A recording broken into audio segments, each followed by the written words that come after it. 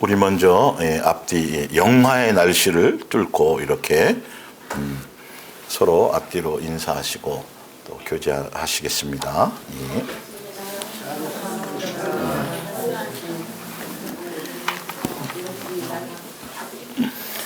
또 우리 한 가지 더 서로에게 고맙습니다. 목발을 짚고 온유가 왔어요. 오고 싶어서. 감사하죠. 요즘에 유행들을 많이 타가지고 그렇죠? 감기나 독감이 유행이잖아요. 또 유행을 한 번씩 맛보시는 것도 괜찮아요. 한번 맛보시면서 내가 겸손해야 되겠구나. 또 항상 모든 게 우리는 교보제니까요. 예. 그래서 그런 부분도 우리가 감사로 은혜로 돌릴 수 있도록 그렇게 좋은 영적인 가치로 사용하시면 도움이 됩니다. 예수님의 몸된 교회와 내가 듣고 또 들어왔었고 또 보이도록 예수님이 오셨잖아요. 보고 이제 그것이 실제로 내 삶에 만진바 돼야 되는데 그 만진바 된 삶에서 열매로 나타나야 될 부분이 뭐냐면 바로 이 아가페 사랑이라는 것입니다. 그래서 세 번째 시간이고요. 우리가 진리를 안다고 성경을 안다고 한다면 반드시 무엇을 얘기해야 돼요? 아가페 사랑을 말하지 않고는 말할 수가 없는데 우리는 지금까지 계속 끊임없이 이 사랑에 대해 이 뱀 사랑이 아니라 아가페 사랑에 대해서 끊임없이 들어왔었어요. 그리고 우리는 다른 것을 살아가는 것이 아니라 이 사랑의 열매를 맺으며 가는 이 길을 가게 되는 것이죠. 그래서 천국 복음은 어렵지 않아요. 복잡하지 않아요. 그냥 단순해요. 창조주 아버지께서 피조물인 우리를 예수님의 한 가족으로 삼기를 원하셔서 창조하셨고 우리를 불러주셨고 그래서 다른 것이 아니라 너희가 내 사랑을 배워라. 내 사랑을 깨달아라. 그리고 그 사랑으로 함께 살자라고 딱 그 내용이에요. 그게 성경의 진리예요. 그래서 여러분들이 지금까지 들었던 수많은 유대교도 마찬가지예요. 유대교의 그들이 사도 바울이 옛날에 그랬으니까 유대교의 종교적인 교리에 충실하고 더 충실하면 할수록 누구와는 멀어졌어요? 예수님과 멀어지고 진리와 멀어지고 예수님과 뭐가 됐어요? 원수가 되었어요. 여러분 정신 바짝 차리셔야 돼요. 지금의 인간이 만든 수많은 기독교, 각 나라마다 기독교가 있어요, 여러분. 우리가 알고 있는 이 정도 말고요. 나라마다 전혀 이상한 형태의 아주 상상도 못할 기독교들이 다 있어요. 예수님 믿는다라는. 그 기독교적인 교리에 충실하면 충실할수록 누구와 멀어져요? 여러분 예수님과 멀어져요. 그리고 진리와도 멀어져요. 결과적으로는 누구와 원수가 돼요? 예수님과 원수가 된다니까요. 이게 밝혀졌잖아요. 성경에도 어떻게 돼 있어요? 증명이 되어졌잖아요. 아니 여러분은 역사적으로도 면죄부를 팔던 때가 있었어요?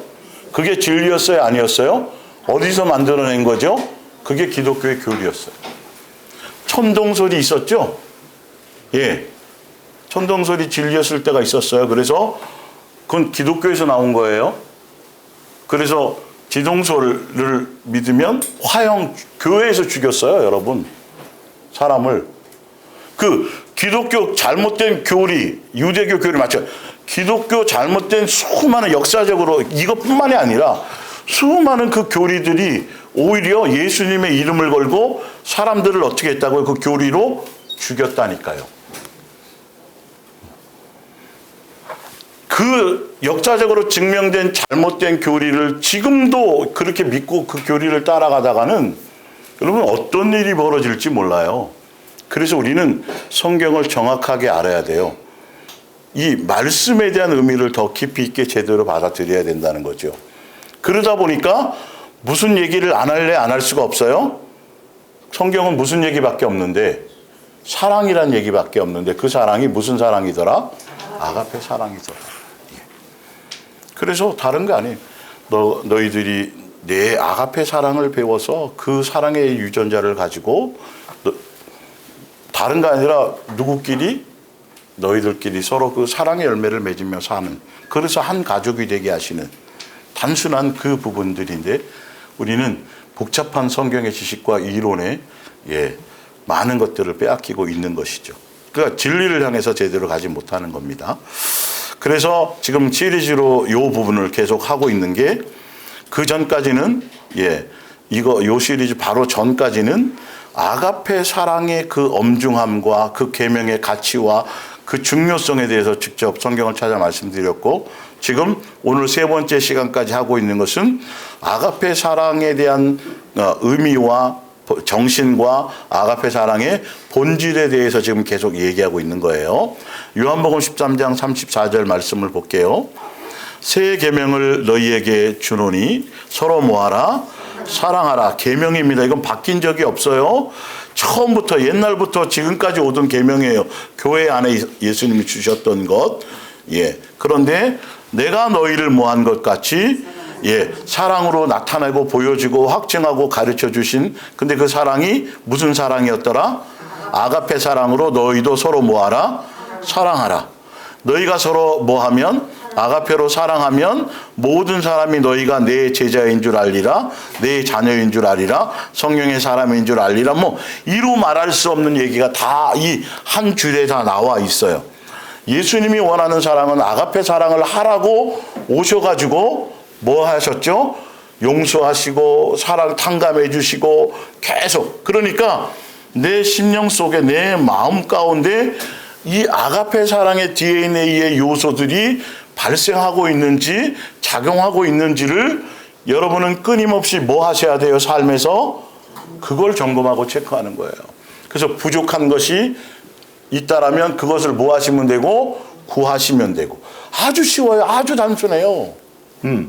하라는 걸 하는 거예요. 그래서 뭐까지 주셨다 그랬어요? 천국 열쇠까지. 그 장롱 깊숙한 곳에 침대 머리만 밑에 깊숙이 금고에 넣어놓지 마시고 항상 가지고 다니면서 그 열쇠를 사용하세요. 이제 목요일날 다음 주 들으면 더 여러분들이 선명해지실 겁니다. 그걸 열쇠로 주셨다라는 의미를 알면 더 사용하고 싶어질 거예요. 그 가치를 안다라면. 아무에게나 준 게 아니니까요. 자, 그래서 예수님을 따르는 방법이 바로 그 방법이라는 거예요. 나한테 목숨 바칠 생각하지 말고 내가 너희를 용서하고 탕감한 것처럼, 너 제사함한 것처럼 너희가 가장 가까운 이웃에게 그걸 행하라는 거예요. 나한테 뭘 싸들고 올 생각하지 말라는 거예요. 너희끼리 먼저 내가 그것 때문에 죽었고 그것 때문에 왔고 그것 때문에 계명으로 준 것이라는 것이죠.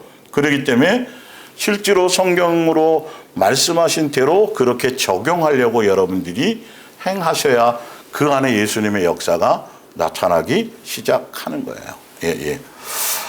자, 마태복음 16장 24절을 볼게요. 예수께서 제자들에게 이르시되 누구든지 어느 누구를 막론하고 뭐 하려거든? 나를 따라오려거든. 예수님 따라온다라는 건 영생까지 간다라는 거 맞겠죠, 그렇죠? 하늘나라 상속의 길까지 가는 거겠죠. 그런데 예수님을 믿는 것, 예수님을 따르는 것, 예수님의 제자 되는 것, 이 모든 것들이 뭐여야 되냐 하면 자기를 뭐하고 부인하고 뭘 지고 자기 십자가를 지고 나를 뭐 할 것이니라 따를 것이니라. 그래서 이 자기 십자가가 새 계명이 될 거고 위에 말하는 것.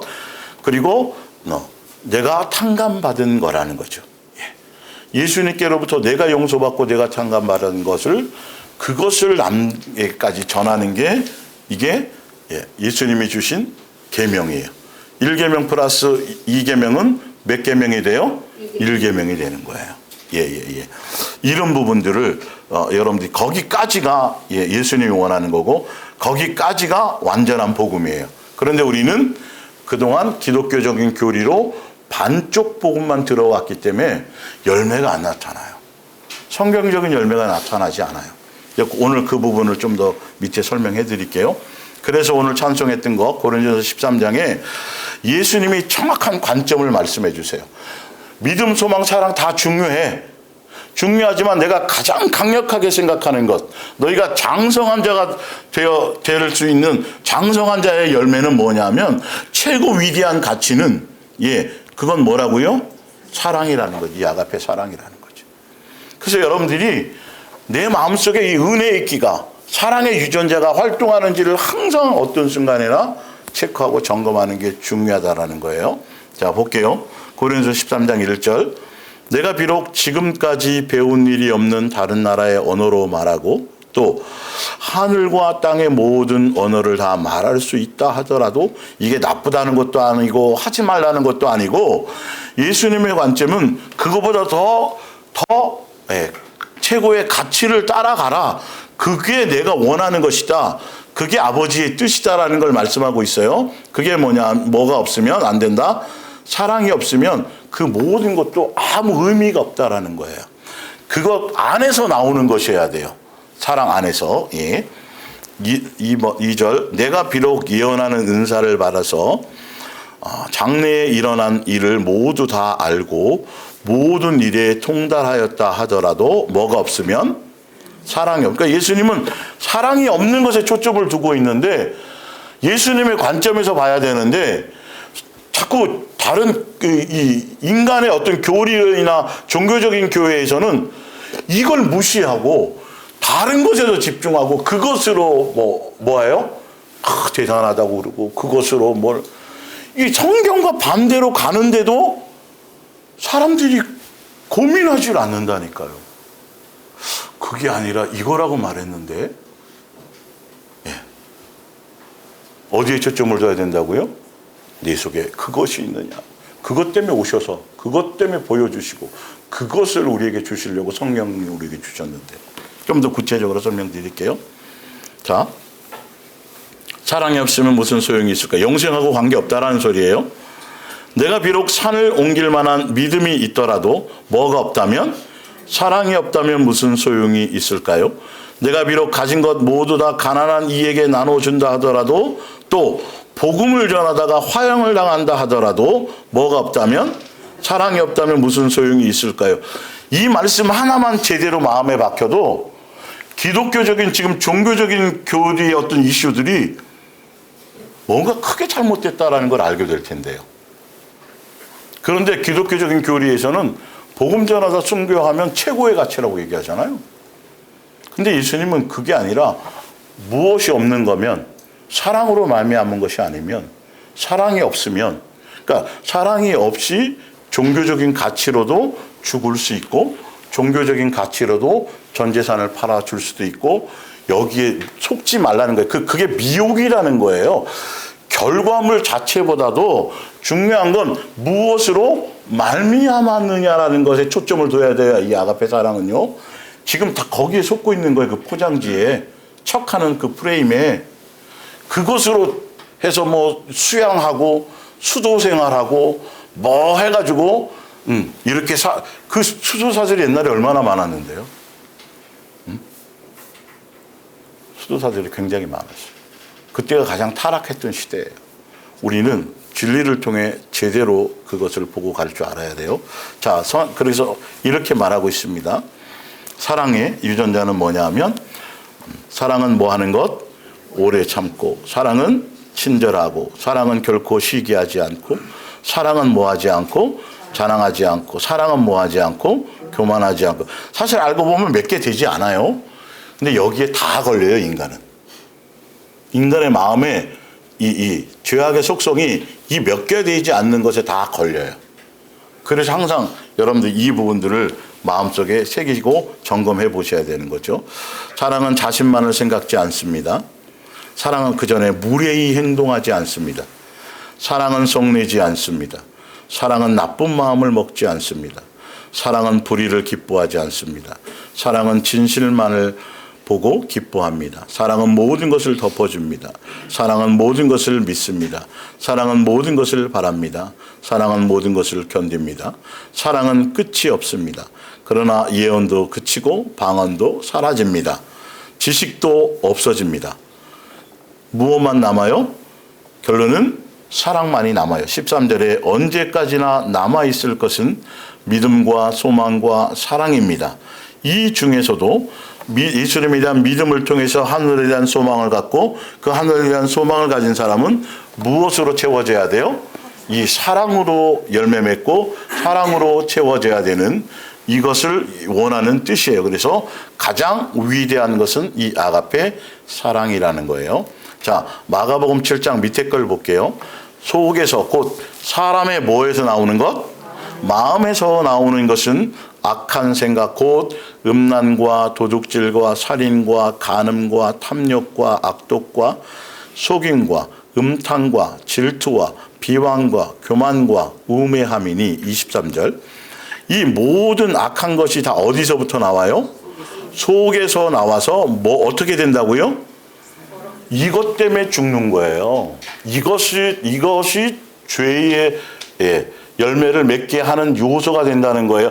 그런데 위에 고린도서 13장을 통해서 발견될 게 뭐냐면 이런 간음하고 있으면서도 탐욕에 사로잡히고 있으면서도 그리고 뭐 하고 있으면서도 속으로는 비방하고 있으면서도 겉으로는 속으로는 그런 걸 하고 있으면서도 겉으로는 뭐 할 수 있어요?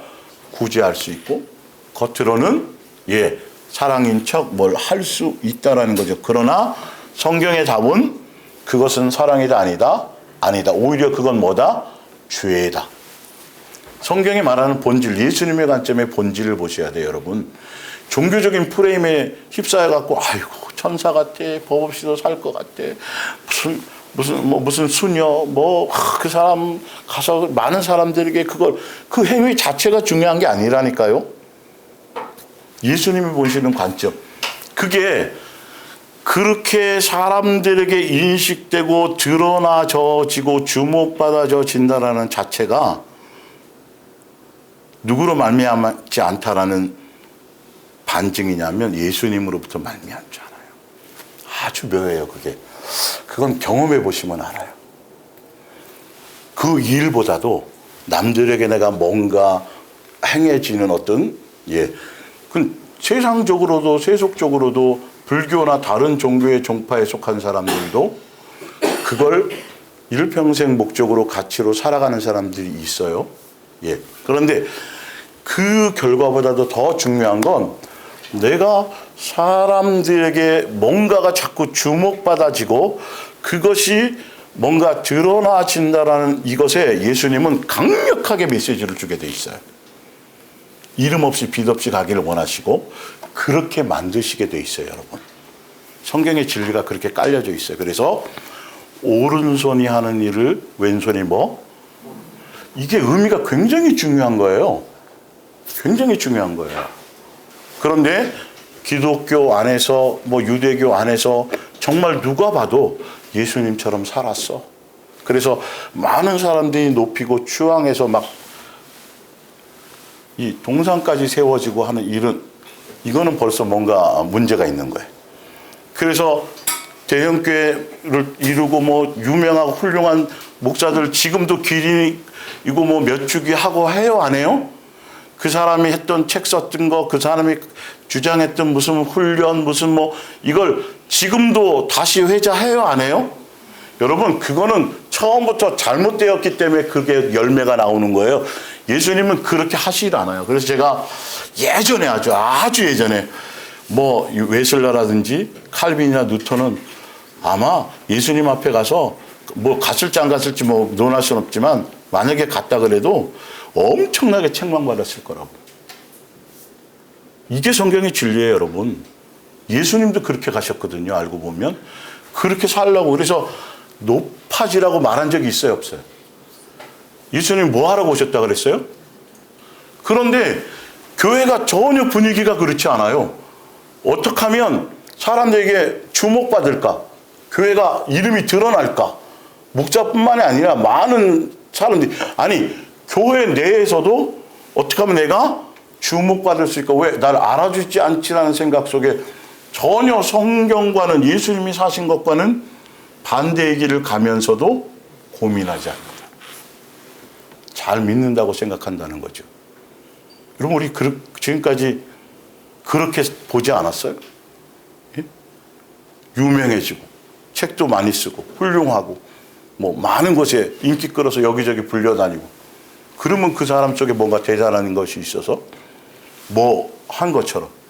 그런데 진짜 예수님으로 말미암았다라면 사도 바울이나 그 12 제자들이 죽은 사람을 안진뱅이를 일으켜 놓고도 거기에 편승해요, 안 해요? 안 한다라는 거죠. 이게 그 안에 숨겨진 그런 게 진짜 예수님에 대한 사랑의 마음의 유전자를 갖고 있는 사람의 모습들이에요.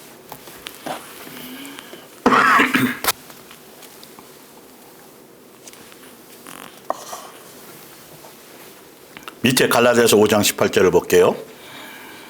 너희가 만일 성령이 인도하시는 바가 되면 뭐 아래 있지 않아요? 율법을 뛰어넘게 된다는 거죠. 남을 판단하거나 정죄하지 않고 성령의 인도하심을 따라간다면 무슨 열매를 맺게 된다는 거죠? 무슨 열매를 맺을까요? 당연히 성령의 열매를 맺겠죠. 예. 그리고 무슨 계명을 따라갈까요? 새 계명의 길을 따라가겠죠. 그런데 19절에 성령의 인도한 바가 되지 않은 사람들은 육체의 일인데 곧 음행과 더러운 것과 아까 위에 나와 있던 거죠. 우리 속에 있어서 우리를 죄되게 하는 것, 죄인 되게 하는 것, 우상숭배와 주술과 원수 맺는 것과 분쟁과 시기와 분냄과 당짓는 것과 분열함과 이단과 투기와 술 취함과 방탕함과 또 그와 같은 것들이라. 전에 너희에게 경계한 것 같이 경계하노니 이런 일을 하는 자들은 이런 마음을 갖고 행하는 자들은 이런 마음을 갖고 전도하고 이런 마음을 갖고 충성하고 이런 마음을 갖고 다 포함되는 거예요. 이런 마음을 갖고 구제하고 이런 마음을 갖고 하는 모든 것들. 그러니까 중요한 건 그것부터 단속해야 되고 그 유전자가 바뀌어야 된다는 거예요. 결과물이 아니라. 그런데 세상은 결과물을 보고 훌륭하다고 자꾸만 얘기한다라는 거죠. 왜? 그래 놓고 그 결과물을 가지고 자기가 영광을 받으니까요. 예. 그런데 이런 일 하는 자들은 하나님의 나라를 유혹으로 받는다, 못 받는다? 못 받는다고 되어 있잖아요, 여러분. 그러니까 뭐가 중요해요? 내 마음속에 어떤 DNA가 작용하고 있는지요. 영으로는 육신은 어쩔 수 없이 육신의 부모의 DNA를 우리가 유전자를 받지만 이제 영으로는 뭐를 받아야 돼요? 예수님의 유전자를 받으려는 것에 마음을 두어야 되겠죠. 방향과 우리 살아가는 목적을 잘 생각하셔야 돼요. 자, 이제 오늘 사도행전 2장을 한번 보세요. 그때 베드로가 대답하였습니다. 여러분, 그러니까 이 초대교회 때 사도들이 복음을 전했는데 전도는 사도들만 했어요. 그 당시에 그래서 목사들만 했단 말이에요. 그래서 나가서 예수님에 대해서 설명했고 예수님이 부활하셨다라는 것. 너희들이 죄인으로 십자가에 못 박은 그 예수님을 하나님께서는 아버지께서는 그분을 구세주와 뭐가 되게 하더 주와 그리스도가 되게 하셨다. 너희는 그 말씀을 베드로가 예수님에 대한 증거를 가져서 다른 얘기하지 않고 그걸 했더니 이제 얘기하는 거죠. 그러면서 그때 베드로가 대답하였습니다. 그랬더니 이 사람들이 듣고 이거 큰일 어떻게 해야 돼요? 그러면요. 우리가 어떻게 하면 될까요? 그래서 베드로가 이 얘기를 하는 거예요. 38절에. 여러분 모두 죄에서 돌아서서 하나님께로 돌아오십시오. 그리고 예수 그리스도의 이름으로 뭘 받고? 침례를 받고. 그래서 제가 지난주 성찬할 때도 성경에서 예수님이 강조하시고 하라고 행하라고 기념하라고 계속 강조했던 건 뭐밖에 없다? 침례와 성찬. 침례도 죽으심이에요, 죽으심이에요. 옛사람 예수님과 함께 장사 지내다는 거고 성찬도 그거예요. 그거잖아요. 하라는 것에 초점을 두라는 거예요. 왜 그걸 말씀하셨는지에 대해서 우리는 거기에 초점을 두고 가야 되겠죠. 그러면 여러분은 뭘 선물로 받는다? 성령을 선물로 받는다. 이 성령을 선물로 받는다라는 이 부분에 여러분들이 굉장히 주목하시고 잘 행하셔야 돼요. 그러면 성령으로 선물로 받는다라는 의미 안에는 이제는 성령님이 내 안에 오셔서 뭐가 되고 주인 되어서 아버지와 자녀의 관계에 강력 뭘 주시고 확증을 주시고 그리고 성령님을 통해서 우리는 무슨 길을 가게 될까요?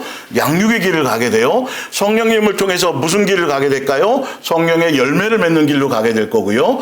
그 성령님을 통해서 우리는 새 계명의 길을 가게 될 거라는 걸 얘기하는 거예요. 그래서 성령님이 오시면 우리를 뭐 하신다? 양육하신다.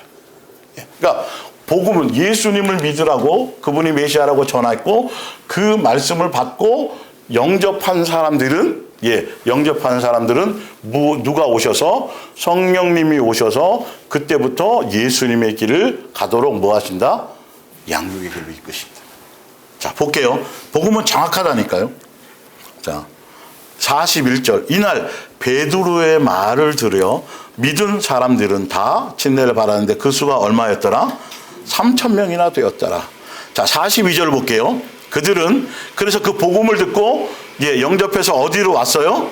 교회로 들어왔단 말이에요, 이제는. 그들은 사도들의 뭘 받아요? 가르침을 받았어요. 이 사도들의 가르침을 받았는데 예수님이 사도들에게 직접적으로 주신 지켜 행하라고 주시고 계명으로 주시고 한 게 뭐였어요? 세계명이에요, 세계명. 이거예요, 이거. 교회 안에 들어오면 이것으로 가르쳐야 돼요. 이것으로 행하고 열매 맺을 수 있도록 해야 된다. 분명히. 자, 그리고 기도회에 날마다 빠짐없이 참석하여. 자, 여기 이제 기도회를 잘 알아야 되는데 이런 거 갖고 자꾸 교회에서 다르게 써먹는다니까, 여러분. 여기서 이 기도회는 누구를 구하는 거예요? 성령을 구하는 거예요. 성령을. 바로 2장 그 앞에 보면 나왔던 성령을 찾고 두드리고 구하는 게 뭐를 너희가 육신의 부모도 하물며 좋은 걸 줘. 근데 뭘 주시지 않겠느냐? 성령을 주시지 않겠느냐. 말은 똑같은 기도회인데 지금 일반 교회에서 기도회 하는 것처럼 세속적이고 정욕적이고 욕심, 그건 귀신만 꼬이는 거예요. 그 기도회를 얘기하는 게 아니라니까요. 천국 열쇠를 제대로 여러분들이 배우면 더 확실해지는 거예요. 무슨 말씀인지 이해 가시죠? 그래서 빠짐없이 모였어요. 자, 그렇게 기도회로 모여서 초대교회에 대한 얘기입니다. 모여서 뭐 한다고 돼 있죠? 서로 교제하면서 함께 음식을 나누어 먹었다. 이 당시에는 박해도 받고 경제적으로 어렵고 교회 이제 사도들도 잡혀가고 그러니까 서로 이제 먹는 게 굉장히 중요한 거죠. 이 당시에는 모여서. 그러니까 우리도 옛날 저는 그 시대에 거의 이제 엄마 젖을 먹을 시대지만 보릿고개 있었을 그 시대에는 그냥 누가 이렇게 오면 뭐부터 물어본다고요? 밥 먹으냐고. 그 반찬이 있든 없든 그게 문화였잖아요. 그냥 그게 사랑이었고 뭔 말인지 알죠? 그게 그러니까 교회가 그랬는데 자 여기서 서로 교제한다는 의미가 뭐냐면 사랑의 복음 안에 세계명 안에서 실제로 제가 고린도서 12장부터 쭉 얘기했던 무슨 공동체로서 아가페 사랑의 공동체로서 가르침을 받고 이런 것에 대한 초점을 얘기하고 있어요. 초대교회는요. 제대로 교회를 알아야 돼. 근데 교회 교제가 있어야 된다 그러면서 인위적으로 만들어 놓은 그거 종교적인 교제 말고요. 자, 밑에 좀 볼게요. 사람마다 누구를 경외해요? 그렇게 교회의 가르침을 받고 사도들의 가르침을 받고 그 계명 안에서 살아갔더니 결론은 누구를 경외할 수밖에 없어요? 예수님을 경외할 수, 하나님 아버지를 경외할 수밖에 없어요. 그러도록 뭐가 생겨났다고요? 마음이 어떻게 됐어요? 생겨났다니까요, 여러분. 그 제대로 된 진리, 제대로 된 복음 안에 있으면 성경적인 열매가 나타날 수밖에 없어요. 사도들은 많은 기적을 베풀었습니다. 44절에 신도들은 함께 어떤 때는 뭐 하기도 했다고요? 모여 살기도 했대요. 그 당시에 카타콤에도 있었고 서로 막 교제하며. 그러니까 또 요거만 본따 가지고 또 이단들은 집단 생활, 여러분 마음이 틀린데 집단 생활 하면 뭐 하냐고요. 부부가 한 침대에 잠을 자도 다른 사람을 품고 있으면 뭔 의미가 있냐고요. 알겠죠? 볼게요. 모든 것을 무엇으로? 공동으로 소유하였으며 45절에 재산과 물건을 팔아서 필요한 누구에게요? 지체들이, 교회 공동체들이 실제로 사랑을 실천한 거죠. 예수님의 마음으로. 자기 의의가 아니라, 자기 자랑거리가 아니라 그냥 그 마음이 생기니까 그렇게 해서 서로 가난한 사람이 없도록 뭐 해주는 거죠? 그렇게 구제했다라는 거죠. 나누어 주었습니다. 46절에 그리고 날마다 정해진 시간에 성전에 모여서 뭘 드리고 예배도 드리고 어떤 또 흩어져서 서로의 집에 번갈아 모여서 요게 이제 교회에서 뭐 만들어 놓은 거예요? 구역 예배, 셀, 속회. 근데 복음이 아닌데 모여봤자 예배만 드리고 무슨 얘기예요? 자식 얘기하고 세상 얘기하고. 그럼 안 모이는 게 나아요, 여러분. 그거. 그러니까 본질을 좀 알아야 되는데 그거 제도만 따와가지고 하려고 그런 걸 연구한다니까요. 어떻게 하면 더 많이 사람을 모을 수 있을까? 어떻게 하면 다른 뭐 빼앗기지 않을 수 있을까? 어떻게 하면 정책하게 만들까? 무엇이면 되는데 제대로 된 복음이면 되고 예수님께 제대로 중매해서 그 진리 안에서 살아갈 수 있는 그것만 제대로 중매해주면 누가 행해 주세요? 머리 대신 예수님이 행해 줄 텐데 그거는 완전히 전혀 그쪽에는 있지 않고 제도적으로 어떤 뭐 행사나 뭐 이런 거 붙들고 그것으로 인위적으로 뭔가 하려니까 교회가 모였지만 이름은 교회지만 세상 단체가 되고 침묵 단체가 되어버리고 만다라는 거예요. 자, 볼게요. 나누며 47절이에요. 모여서 누가 주인공이 돼야 돼요? 그 모임에? 예수님이. 예. 나누는 자체가 중요한 게 아니고 그것의 본질이 여기서 배운 거, 그죠? 교회에서 가르침 받고 막 교회 한 걸 또 가정으로 지체끼리 가정으로 하면 거기서 가리면서 그 안에서 서로 영적인 교제를 하고 대화가 통할까요? 여긴 통하죠. 복음으로 돼 있으니까 가르치면. 그러면서 결론은 주인 누구를 찬양해요? 예수님이 높아지는 거예요. 그런데 똑같이 믿는다고 해서 구역 예배 먹어 속해 모이고 하는데 예수님의 영광이 아니라 엉뚱한 것이 되어버리죠. 그래서 거기서 삐져. 거기서 상처받아. 뭐가 본질인지 아셔야 돼요. 지금 이 안에 숨어져 있는 뜻을 알아야 돼요. 그 흐르는 어떤 그 내용은 모르고 겉에 제도만 그 프로그램만 행사만 본떠서 뭘 하려고 하면 결론은 아무 열매도 안 맺어지는 거죠. 모일수록 문제가 되는 거예요. 자, 볼게요. 이를 본 예루살렘의 모든 누구요? 믿지 않았던 다른 시민들이 누구에게 그들의 삶의 호감을 가졌어요. 사랑하라는 그 세계명 안에서 그렇게 실제로 교회는 교회다운 것만 하면 된다니까요. 사실은 무슨 복지사업 뭐 이런 거 하지 말라는 게 아니라 거기에 목숨 걸 일이 없어요. 인기 끌려고 할 필요도 없고요. 그냥 가르침대로 너희들끼리 그 모습 그대로 보여주는 거죠. 삶에서, 여러분의 가정에서 이런 하나님께서 그랬더니 가졌으며 하나님께서는 구원받는 사람이 날마다 더 늘어나게 하셨어요, 안 하셨어요? 사람들이 뭘 하는 게 아니라 예수님이 그렇게 해주시더라는 거예요. 왜? 그렇게 교회로 인도해도 거기서 상처받을 일이 없으니까. 그렇게 교회로 인도하면 예수님께 영광이 돌리고 서로 뭐 하니까? 사랑하는 곳이 되어버리니까. 양육되어지는 곳이 되어지니까 예수님이 그렇게 믿는 자의 수를 더해 주신다라는 거죠.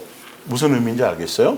자, 여러분 보세요. 지금 여러분들 예전에 다 교회 생활할 때 가만히 보면 한 달에 한 번, 어쨌든 많게는 2번, 3번, 연말에는 3, 4번 교회의 행사가 있어요, 없어요? 있어요. 헌신 예배부터 시작해서 기본적인 교회의 어떤 거 뭐 성탄 절기, 어버이 주일, 어린이 주일 그리고 또 과외로 경로 잔치부터 시작해서 수많은 이벤트와 행사가 교회에 굉장히 많아지죠. 그런데 가만히 보세요.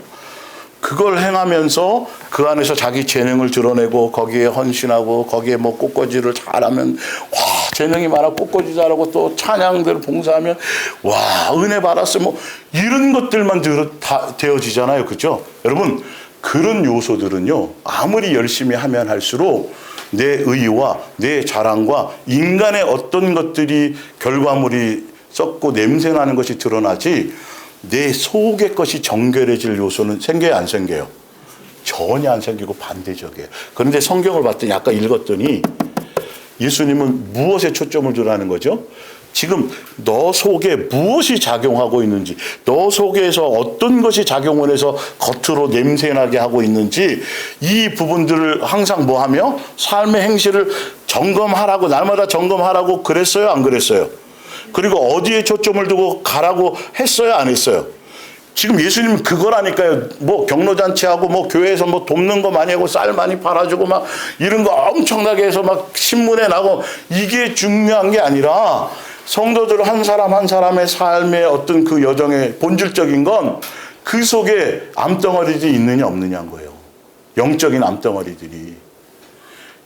그것을 보신다고 돼 있고 그것을 조명하라고 돼 있고 그것이 없이는 그것이 새로워지지 않고 그것이 달라진 게 무슨 사람이다? 새 사람이다. 무슨 뽀가 달라진 것? 마음뽀가 달라진 것. 잘 살든 못 살든 돈이 많든 뭐 다른 어떤 세상적인 요건이 중요한 게 아니라 그것과 관계없이 내가 진짜 예수님적인 요소, 예수님적인 어떤 영적인 유전자 그것을 사모하고 그것에 의해서 내 마음이 조금씩 변해가고 달라지고 삶의 행실이 그것에 통해서 삶의 행실이 달라져야 돼요. 그것과 관계없이 남에게 보이려고도 삶의 행실이 달라질 수 있어요? 있어요? 있어요. 여러분 여기 속지 말라. 스스로도 속지 말고. 교회에서 저 집사님 대단해. 이거 정말 위험한 짓들이고 그게 얼마나 그런 분위기가 가면 안 돼요. 뭐였든지 간에 누구의 은혜이죠? 예수님의 은혜여야 돼요. 복음이 굉장히 중요한 포인트가 그거예요. 초대교회는 실제로 이랬었어요. 이 복음 안에 있었기 때문에 우리가 지금 얘기하는 실제적인 그 열매들 속에서 성도들이 나가서 전도하지 않아도 예수님이 그냥 자기네들을 먹고 실제로 안에서 복음 안에서 했더니 예수님이 뭐 하더라? 도와계시더라. 남들에게도 영향력을 미치더라. 교회가 인기 끌려고 딴짓 안 해도 돼요, 여러분. 교회는 교회다워지고 성도는 성도다워지는데 그것이 바로 이런 것들이었다라는 것이죠. 그러니까 종교적인 교회 시스템 안에서 그 프로그램 안에서 아무리 별짓을 다 해도 내 속사람은 달라지지 않아요. 나를 점검하기보다는 잘한 것밖에 아니고 또 위축되는 것밖에 없고 어떤 때는 뭔 말인지 알겠죠? 그 본질을 보라는 거죠. 우리가 진짜 예수님의 몸된 교회 안에서 진짜 예수님이 교회를 세우시고 그 교회를 통해서 우리에게 무엇을 양육하시고 무엇을 변화시키시고 무엇을 새롭게 하시고 무엇을 우리에게 공급해 주시고자 원하는 건지를 끊임없이 예수님의 생각에 맞추어서 뭘 자꾸 어떤 결과물보다도 내 마음에 어떤 의도와 어떤 동기와 어떤 목적으로 행하고 있는지 내가 날마다 주일마다 나와서 예배를 드리고 있지만 영상으로 드리든 나와서 예배를 드리든 그 내 마음의 중심에 어떠한 마음으로 뭔가 하고 있는 이거를 항상 뭔 말인지 알겠죠? 그것을 점검하는 것들이 그래야 예수님과 주파수가 맞추어서 이게 뭔가 새롭게 해주시는 것들이 되는데 그게 아니라 남들이 보기에 어떻게 칭찬받고 인정받고 그 행사 이런 쪽에 교회의 어떤 기본적인 그 목적과 의도가요. 알고 보면 뭔 말인지 알죠? 세계명을 그 목적이 아니고 교인 불리려고 하는 거예요, 여러분. 그 의도 가지고는 선한 열매가 나타날 수가 없어요. 하여튼 봅니다. 자, 그래서 지금 계속 말씀드리고 있는 것은 아가페 사랑이 뭔지, 아가페 사랑의 본질, 아가페 사랑의 정신, 그런 것들을 지금 설명하고 있는 거예요. 이것들이 여러분들이 제대로 제일 마음속에 제대로 알고 있어야 그것을 적용해 갈 수 있습니다. 야고보서 4장 11절을 볼게요.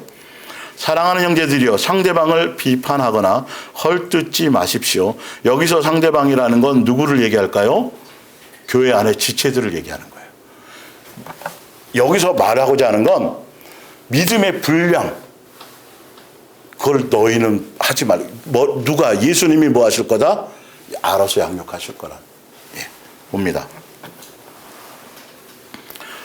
만일 여러분이 남을 비판하거나 헐뜯는다면 믿음에 대한 것들을 서로 뭐 하라고 하신 서로 계명이 그대로 적용되는 거예요, 여러분. 교회 안에 적용돼야 될 계명은 새 계명대로 적용이 돼야 된다니까요. 서로 사랑하라고 하신 하나님의 율법에 정면으로 맞서 싸우는 셈입니다. 안 그런데요? 근데 예수님은 그렇게 여기신다니까요. 그리고 율법이 잘못되었다고 판정을 내리는 결과가 되어버립니다.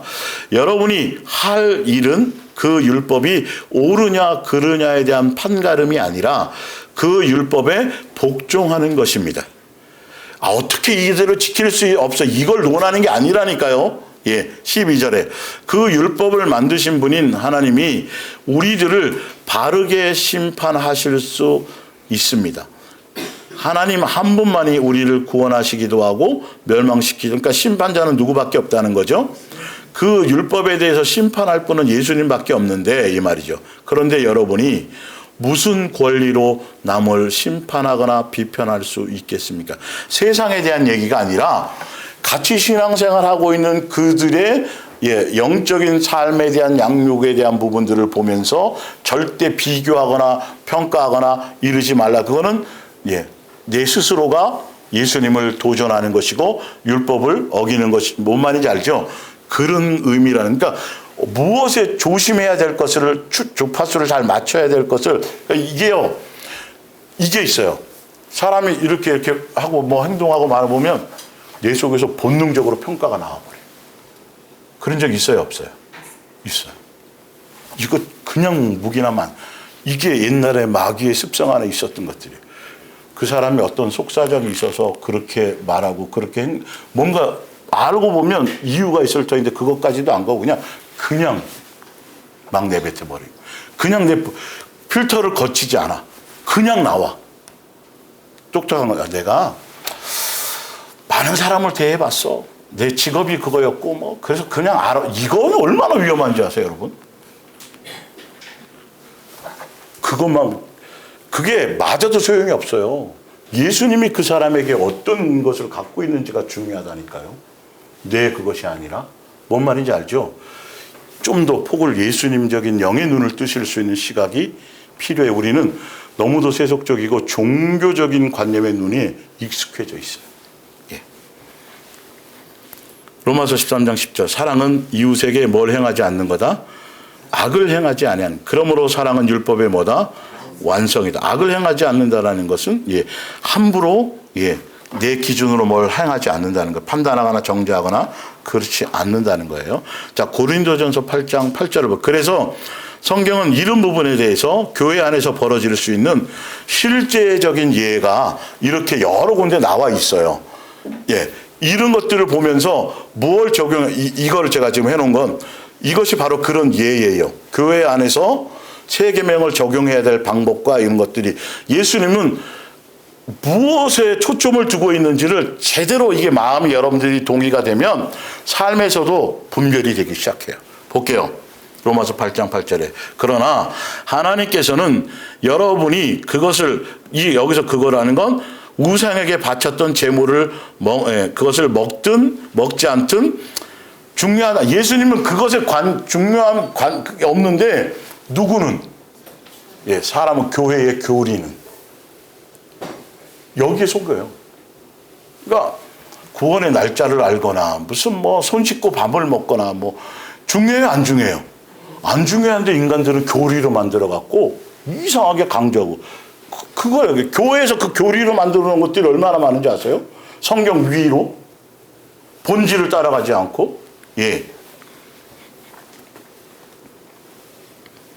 우리가 그것을 먹지 않는다고 해서 더 나빠지는 것도 없고 먹는다고 해서 더 나아질 것도 없습니다.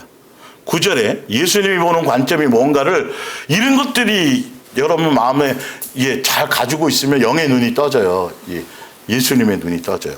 다만 여러분은 아무리 그것을 부담 없이 먹을 수 있는 믿음의 자유, 믿음의 자유가 있다 하더라도 맞아요. 그건 틀린 게 아니에요. 먹을 수 있어요. 우상의 제물이 뭐라고? 먹어도 돼요. 괜찮아요. 그런데 예수님의 관점을 보라는 거예요. 교회 안에서. 여러분보다 뭐한 사람? 믿음이 뭐한 사람? 예수님은 여기에 초점이 있어요. 이번 목요일날 들으시면 더 아마 천국 열쇠에 대한 의미를 어디에 쓰라고 나오는지 이제 보면 알아요. 예수님은 믿음이 대단하네. 거기에 꺼리낌 없이 자유롭게 여기를 얘기하는 게 아니라 뭐에 관심은 믿음이 약한 형제들에게 너희의 마음이 어떻게 되었느냐를 보는 거죠. 죄를 짓게 하는 일은 없도록 조심하라는 것입니다. 가령 우상 앞에 놓았던 재물은 먹어도 괜찮다라는 것을 알고 믿음이 있으니까요. 그 사람은 있는 여러분이 신전 식당에서 음식을 먹고 있었다고 칩시다. 그때 그것을 먹어서는 안 된다고 생각하는 사람, 교회 안에서 아직 믿음이 연약한 사람들은 그렇다면 어떻게 되겠습니까? 그 사람은 여전히 속으로는 믿음으로 돌파하지 되지 않았어요. 그런데 저 사람 먹으니까 먹어도 되나 보다 이렇게 된다는 거죠. 그러면 그 믿음의 행위가 아니에요. 뭔 말인지 아시겠어요? 그래서 믿음의 분량만큼만 행하시라는 이유가 그거예요. 예물을 드려도요. 예. 10분의 1을 드리라는데 저분들 드리고 뭘 하라 그러는데 내 믿음은 아직 그거는 좀 부담되고 그러면 안 해도 줄여도 되고 그게 문제가 없는데 이런 걸 조심하라는 거예요. 교회 생활 속에서도 여러분들 각자도 항상 믿음의 분량만큼이에요. 나머지는 누가 행해 주세요? 예수님이 앞으로 가면서 믿음을 키워주시면 그때 하면 되는 거. 기준이 항상 예수님이 해야 돼요. 남들이 생각하는 어떤 교리적인 어떤 뭐 이렇게 이런 것에 의식해가지고 이런 거 하면 안 돼요. 볼게요.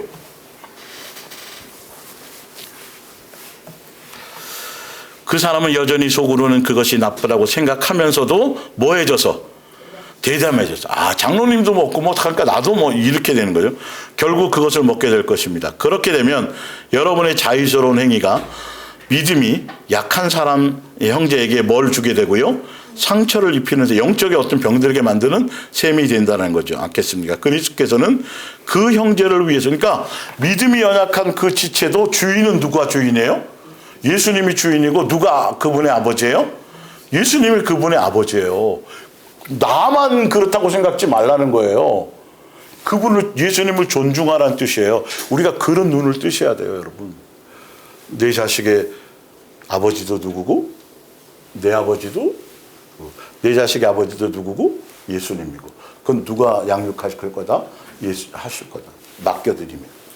그러니까 이삭을 그냥 해놓고 그냥 혼자 내려오잖아요. 아브라함이. 자, 그래서 아브라함의 하나님에서 누구의 하나님을 만들어 준 거죠? 이삭의. 그렇게 1대1의 관계가 돼야 돼요. 12절에 이렇게 나와 있어요. 그러므로 어떤 행위를 나쁘다고 생각하고 있는 형제가 여러분의 행동에 자극을 받아 그런 행동을 한다면 이제 성경은 이렇게 답을 낸다는 거예요.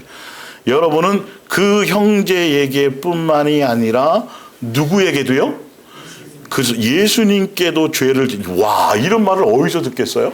성경에 나와 있는데 한 번도 이걸 다루지도 않아요. 교회들이. 어디에 관심을 둬야 될지를 여러분들 여러분 이런 거 초점 두고 이런 거 주파수 맞추기도 바빠요. 세상 일보다 지금 정치 일보다. 예. 만일 우상 앞에 놓았던 고기를 먹는 것 때문에 형제에게 죄를 짓게 한다면 결론은 죄를 짓게 만들고 실족하게 할 수도 있다면 나는 차라리 일생 동안 죄가 아니더라도 충분히 먹을 권리가 있더라도 누구를 위해서 내 지체 그게 예수님의 인격이고 예수님의 마음이에요. 바른 소리 하지 않겠다. 예를 들어서 어떤 때 사랑의 권면이 필요하겠지만 형제를 죄에 빠뜨릴 수 없게 뭐하다? 때문에 여기에 이런 게 아가페 사랑의 본질 정신인 거예요. 잘 생각하셔야 돼요. 요한일서 3장 그러니까 오히려 어떤 때는 괜찮아 먹어도 돼. 왜 이렇게 믿음이 없어? 성경에 나와도 이게 조심해야 된다니까 여러분. 큰일 나요. 예수님이 그 필요에 따라 양육할 거라니까 더디면 더딘 이유가 있을 거고 주체가 누구예요? 예수님이라는 걸 잊어버린다니까요. 요한일서 3장 14절을 볼게요. 우리는 형제를 모함으로 세 계명을 지키고 따라감으로 심판 때에도 안 쓴다고 돼 있죠. 사망에서 옮겨 어디로 들어가요? 생명으로 들어간 줄을 알거니와 사랑하지 아니하는 자는 여전히 교회 다녀도 뭐 별짓을 철회하고 뭐 금식 별짓을 다 해도 여전히 어디에 있는 거예요? 마귀의 종로를 타고 있는 거나 똑같아요. 사망에 있는 거, 영생하고 관계없는 거. 하늘나라 들어갈 수 있다 그랬어요? 없다 그랬어요? 없다고 돼 있잖아요. 아까. 있느니라. 그 형제를 미워하는 자마다 뭐하는 자니? 살인하는 자니? 살인하는 자마다 영생이 그 속에 거해요? 안 거해요? 거하지 아니하는 것을 너희가 뭐하라? 당연히 알아야 돼요. 여러분 이제는. 그래서 분명히 이거 이 유전자가 내 속에서 지금 나오면 안 되는데 작용을 자꾸 하게 되면 누구에게로 가면 돼요? 무슨 열쇠 쓰시면 돼요? 쓰나 안 쓰나 잘 보세요. 17절. 누가 이 세상의 재물을, 자, 이 17, 이런 걸 잘 여러분들이 성경을 볼 줄 아는 눈이 이런 데가 필요해요. 자, 이 17절과 18절에 말하고자 하는 핵심은 구제해주고 복지사업하고 이거를 얘기하려고 하는 게 아니라 너희가 탕감받고 너희가 용서받고 너희가 깨달은 대로 뭐하라? 행하라는 것을 예로 강력하게 그걸 설명하려는 목적이에요. 그러니까 이걸 잘못하니까 자꾸 어려운 사람 도와주고 뭐하고 이것으로 그냥 사랑을 다 포장해버리고 말잖아요. 근데 그것조차도 무엇으로 왔는지가 성경은 중요하다고 얘기하잖아요. 어떤 동기와 의도인지. 볼게요. 누가 이 세상의 재물을 가지고 형제의 궁핍함을 보고도 도와줄 마음을, 이건 세상 사람들 이거 해요. 예, 당연히요. 예, 마음을 닫으면 하나님의 사랑이 어찌 그 속에 거하겠느냐. 예수님 무슨 역사가 일어나겠느냐. 18절을 얘기하려고 하는 거예요. 17절의 예는. 왜? 17절의 그 내용이 그거는 세상 사람도 할 수 있는 아주 기본 중에 기본을 얘기하는 거예요. 행해야 된다라는 어떤 그 기본. 그래서 성경도 고아와 과부는 그냥 도와야 돼요. 그리고 또 먹을 것이 없는 사람들은 도우는 것이 기본이에요. 이건 뭐 고민하고 말 것도 없어요. 예를 들자면 그것처럼 할까 말까, 예수님 이거 먹을 것이 이 사람 없어서 굶어 죽고 있고 좀 이렇게 되는데 감동을 좀, 이해를 그게 없는 거예요. 일단은요. 뭔 말인지 알겠죠? 그것처럼 18절에 자녀들아 우리가 말과 뭐로만 혀로만 사랑하지 말고 뭐하라? 진짜 용서하고 진짜 실제로 너가 받은 그대로 머리로만 알고 있고 너만 입 싹 닫지 말고 실제로 그것을 행하는 데 초점을 두라는 것을 강조하려고 위에 17절을 가지고 설명하고 있는 거예요. 그걸 사람들은 이 본질을 모르고 17절을 붙들고 이게 사랑이라고 다 전부를 치부해버리는 거예요. 이건 속는 거예요, 여러분. 여러분 17절을 그렇게 하고 나면 뭐가 생기는가요? 자기 의의가 생기는 거죠. 정답이에요. 교회들마다 막 다 사진 찍고 막 여기 쌓아놓고 그거 안 하고 찾아와도 못하게 하고 자꾸 그러면 몰래 하는 게 낫죠. 누구만 알면 되는데. 근데 이게 무슨 기업 홍보하듯이, 여러분 그건 굉장히 중요한 포인트예요. 말씀에서는 예수님은요 그렇게 될까봐 경계를 더 많이 시키신다니까요. 알고 보면 너희는 특히 그런 짓 하지 말라고 얘기할 거란 말이에요. 근데 유대교 안에 있을 때는요 실제로 바리새인 그들은 시장에 다니면서 여기 구멍에, 여기 주머니에 구멍을 뚫어놔요. 가다가 이렇게 있으면 일부러 흘려요. 그래서 여기 돈 떨어졌는데 굳이 하라 그랬어. 그러면 그 사람 막 이러잖아. 그렇게 했다니까요. 실제로 그런 얘기를 하는 거예요. 자기 의의를 드러내게 되는 행위들. 얼마나 경계를 해야 되는데. 그건 아가페 사랑의 인격에 있는 거예요, 없는 거예요? 절대적으로 없는 거예요.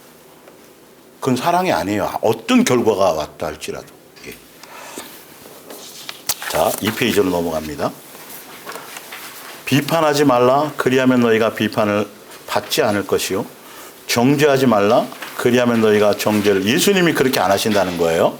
그래서 뭐 하라는 거죠? 항상 뭐 하라? 용서하라. 그리하면 너희가 뭐 할 것이다? 예. 이거는 1계명을 우리가 받았잖아요. 그렇죠? 그러니까 1계명으로 우리가 용서를 받았잖아요. 탕감을 받았잖아요. 2계명은 마땅히 당연히 행해야 될 의무고 그게 곧 뭐고요? 알고 보면 천국 백성의 권리예요. 이걸 행할까 말까가 아니라 당연히 용서를 해야 되는 게 우리의 의무라니까요. 그래서 당연히 행해야 될 그 용서를 마땅히 행해야 될 걸 행해야 될 수 있도록 잘 돼야 안 돼요. 잘 안 되기 때문에 뭘 주셨다고요? 그래서 천국 열쇠 주신 거예요. 행할 수 있도록.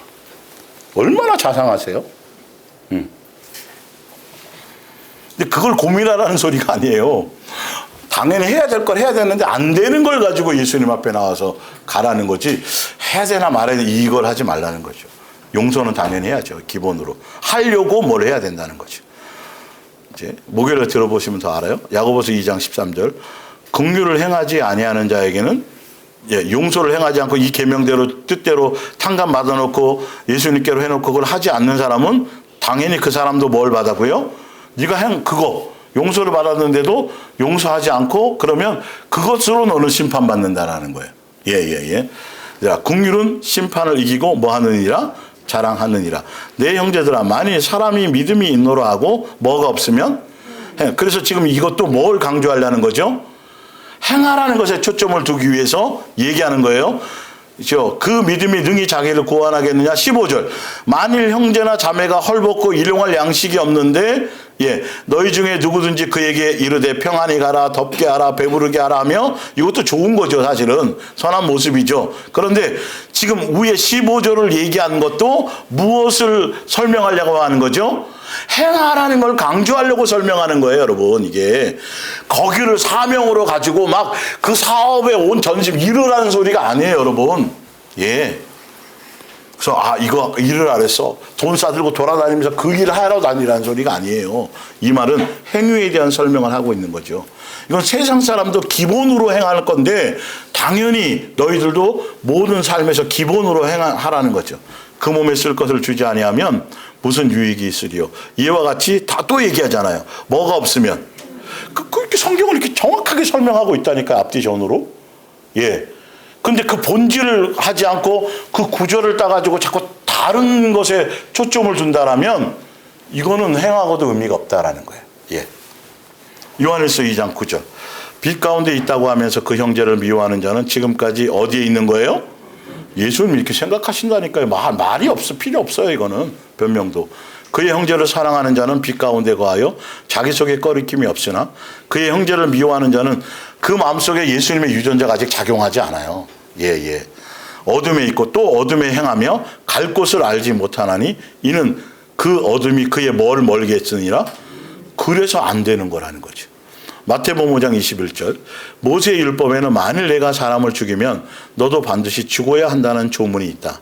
그러나 옛날엔 그랬지만 이 조문에 덧붙여 말한다. 까닭 없이 형제에게 뭐 내는 사람? 형제에게요, 지체에게. 화내는 자는 뭘 받아요? 굉장히 중요하게 보신다라는 거지. 예수님이 보이는 초점은 이게 폭탄의 뇌관과 같고 다이나마트의 심지와 같아요. 그걸로 많은 것들을 유발하게 된다는 거. 어리석다고 뭐 하는 자는, 욕하는 자는 어디에 끌려가고 법정에 끌려갈 것이며, 형제를 저주하는 자는 어디에 들어가요? 이만큼 관계가 중요하고 이만큼 내 속에 역사하는 영적인 유전자의 부분이 얼마나 소중한지 그것을 점검하고 체크하는 것에 여러분들은 전심을 다하라는 뜻으로 말하는 거예요, 이건요. 뭐 어디 가서 뭐 남에게 뭐 이룬 거 말고 너 속에 대한 부분들을 보라는 거예요. 야고보서 3장 5절이에요. 이와 마찬가지로 혀도 매우 작은 것이지만 잘못 놀리면 엄청난 화를 불러올 수 있습니다. 거대한 숲도 극히 작은 불티 하나로 살라버릴 수 있지 않습니까? 뭘 점검하라는 거죠? 내가 하는 말. 근데 그 말 이전에 사실은 이 말의 내용은 무엇에서부터 나와요? 속에서부터, 마음에서. 혀는 불꽃입니다. 혀에는 악이 가득 차 있어 몸 전체에 해독을 끼칩니다. 또 지옥의 불이 타오르고 있어 우리 인생의 행로를 멸망으로 재앙의 화염 속으로 끌고 들어갑니다. 인간은 온갖 짐승과 새와 땅에 기어다니는 것들과 어류들을 지배해왔고 또 지배할 수 있습니다. 그러나 자기 혀만은 자기 스스로 안 돼요. 마음대로 안 돼요. 못합니다. 혀는 언제나 죽음의 독을 품어내려고 도사리고 있습니다. 마귀적인 요소의 유전자로 그 속에서 끊임없이 본능으로 행하려고 딱 여기 땅 준비되어져 있다는 거예요. 필터를 거쳐야 돼요, 여러분. 우리는 이 혀로 어떤 때는 하늘에 계시는 아버지를 뭐하고, 이 구절 굉장히 중요하죠. 항상 우리는 체크하고 점검하셔야 돼요. 구절 같은 건 아주. 또 어떤 때는 하나님의 형상대로 만든 인간을 뭐하고? 자기 기분대로. 감정대로, 기준대로. 거기 안 맞으면 막 뭐라 그러죠? 막 멸시하고. 예. 조심해야 돼요. 예수님은 이걸 크게 보고 계세요. 10절. 그래서 축복과 저주가 같은 입에서 나오는 것입니다. 사랑하는 형제들이요, 이것은 참으로 옳지 않습니다. 한 샘에서 단물이 나왔다가 쓴물이 나왔다가 할 수 있어요, 없어요? 이거는 그러니까 우리는 할 수 없는 짓을 하고 있는 거예요. 있어서도 안 되는 짓을. 이걸 알아야 돼요. 12절. 무화과 나무에서 올리브 열매를 따거나 포도나무에서 무화과 열매를 딸 수 있습니까? 없죠. 이런 일은 있을 수가 없어요. 여러분이 짠 못에서 단물을 퍼낼 계속 이걸 반복하는 이유는 강조해 주시는 거예요. 가벼이 여기지 말라는 거예요. 근데 우리는 그냥 일상 속에서 수없이 막 이러다가 막 이러고 막 해요, 안 해요? 이거를 여러분 조심하라는 거예요. 그냥 무방비로 당하지 말라는 거예요. 예. 13절. 만일 여러분이 꾸준히 예수님의 말씀대로 세계명을 행하며 그 선행을 베풀면서 또 그 자신의 그 선행을 뭐 하지 않는다면, 자랑하는, 이게 이제 중요한 거예요.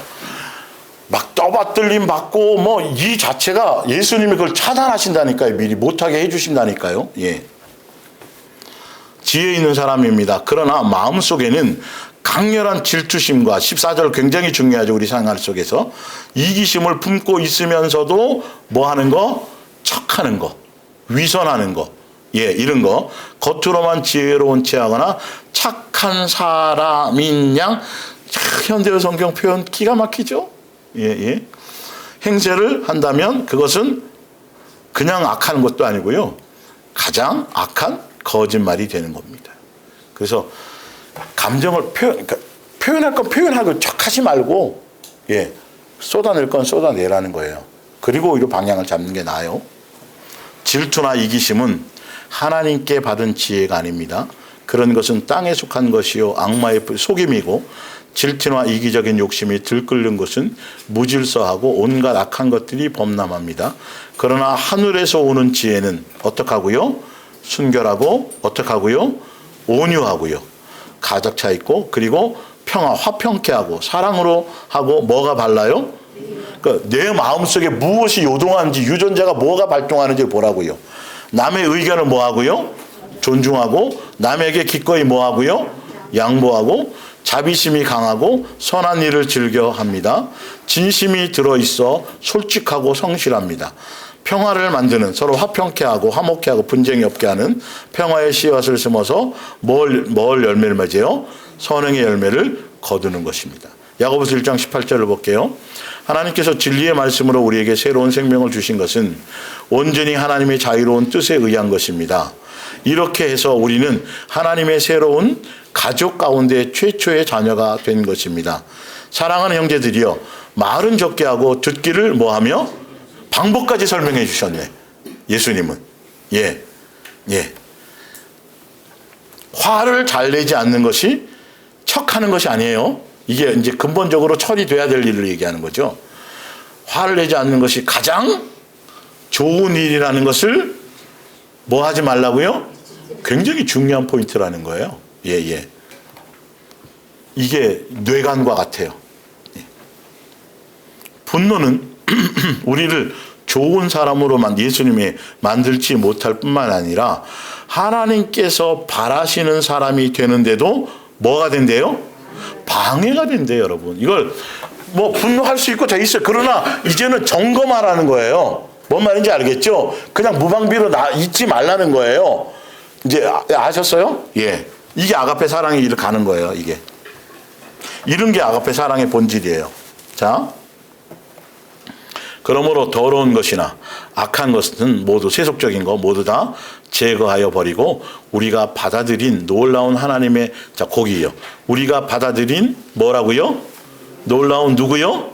하나님의 말씀에 기쁜 마음으로 순종하십시오. 말씀을 기본으로 살아가야 돼요. 이걸 절대적으로 텍스트로 삼으셔야 돼요. 예. 그 말씀은 이 말이에요. 진리의 말씀은, 예, 우리의 마음을 뭐해요? 사로잡아 우리를 구원할 능력. 와, 이 안 되지만 말씀대로 가르침대로 그렇게 주파수를 맞추고 그렇게 구하고 그렇게 하면 그 말씀에 의해서 이게 통제가 되어지고 뭔가 역사가 일어난다는 거예요. 의미를 아시겠어요? 이렇게 자세히 설명하고 있어요. 또 듣기만 하고 그 말에 복종하지 않는 사람은 스스로를 기만하는 것입니다. 만일 누가 듣기만 하고 실천하지 않는다면, 실천을 강조하고 있어야 되거든요. 그는 거울에 비친 자기 얼굴을 바라보는 사람과 같습니다. 그 사람은 거울 앞에서 떠나면 곧 자기의 모습을 볼 수가 없고 또 자기가 어떻게 생겼는지도 잊어버립니다. 그러니까 봤더니 여기 뭔가 묻었어? 그러면 뭐 해야 돼요? 닦아야 되는데 그럼 뭐 하려고 거울을 봐요? 말씀 들어도 소용없다는 거예요. 써도 소용이 없다는 거예요. 외워도 소용없다는 거예요. 뭔 의미인지 알겠죠? 예. 아가페 사랑은 말씀에 순종으로 가는 것들이 이제. 자, 볼게요. 그러나 인간을 죄에서 풀어주시는 하나님의 율법을 계속 착실하게 지켜나가는 사람은, 일단 주파수를 맞추는 사람은 그것을 잊어버리지 않을 뿐만 뭐예요? 아니라 주파수를 맞추는 사람은 그 율법대로 뭐 해야 돼요? 실천합니다. 실천하게 해주신다는 거예요. 이런 사람에게는 뭘 내려요? 로또 사야겠네? 하늘에 속한 신령한 복, 이루 세상이 감당치 못할 것들. 만일 누구든지 그리스도인이라고 뭐 하면서 내세울 정도면 대단한 사람들이에요. 함부로 말을 짓거리는 사람은 자신을 뭐 하는 거예요? 스스로 속는 거라는 거예요. 그런 신앙생활은 아무런 가치도 없습니다. 아버지 하나님께서 보시기에 순수하고 흠이 없는 그리스도인은 고아와 과부들을 돌아보는 사람들. 이건 무슨 말이냐 하면, 자, 그리고 나서 뒤에 이렇게 얘기하죠. 이런 사람은 세속에 물들지 않고 주님 앞에 늘 진실하게 살아갑니다. 이 말의 의미는 뭐냐면 말씀대로 행함을 아까 설명드린 거랑 똑같아요. 그냥 알고 깨닫고 율법 외우고 가르치고 그게 아니라 거울 보고 안 똑같다는 의미예요. 뭐를 강조하는 거예요? 행하라는 거예요. 말씀이 주어지고 말씀이 들려지고 말씀으로 내가 어쨌든 뭐 지나가다 들었던 우연히 들었던 뭐 여기 속해서 들었던 듣게 되었다라고 한다면 뭐 하라고요? 이 말씀 기준 삼아서 그대로 행하는 것에 초점을 두어야 그 말씀에 의해서 예수님이 확증하시고 역사하세요. 이제 안수 집사님이 이제 미영 집사님이 아파서 못 나왔으니까 보나마나 뭐 이것저것 과일도 뭐 비싼 거 뭐 살 거고 좋은 약도 막 해가지고 막 잔뜩 사갖고 갈 거예요 아마. 그러면 뭐야, 안 먹으면 소용없지. 상대방이 안 먹는데 그 의미가 뭐가 의미가 있냐는 거예요. 예수님이 말씀으로 해놓으시고 뭔가 하려고 다 차려놓으시고 방법까지 알려주었는데 그래서 뭐가 중요하다는 거죠? 지켜? 행하라 계속 거기에 초점이 있는 거예요. 이 성경을 볼 수 있는 본질적인 부분. 그러니까 그냥 털푸석 주저앉지 말고 안 되면 안 되는 만큼, 되면 되는 만큼 주파수를 맞추고 그 말씀을 부여잡고 가라는 거예요. 그래서 천국 열쇠를 주신 거예요. 동일해. 누구나 다 마찬가지예요. 무슨 말인지 알겠죠? 그래서 왜 이런 부분들을, 이거는 아가페 사랑의 본질을 제가 설명드리는 건데, 이것이 왜 그러냐면 이런 것들이 여러분의 마음에 새기면 삶의 현장에 일어나는 그 삶 속에서 이게 적용할 수 있는 능력으로 발휘돼요. 딱 어떤 규율고 1 더하기 1은 2라는 공식이 아니고요. 상황은 여러 응용으로 나타날 수 있잖아요. 이런 것들 주어지면 말씀을 여러분이 담아 놓으면 그 순간순간에 제대로 진리로 적용할 수 있는 능력을 예수님이 역사해 주세요. 그래서 진리의 말씀을 제대로 소개받고 제대로 내 마음에 새겨놓는 건 너무도 중요한 것이겠죠. 자, 오늘은 여기까지 할게요. 우리 기도하겠습니다.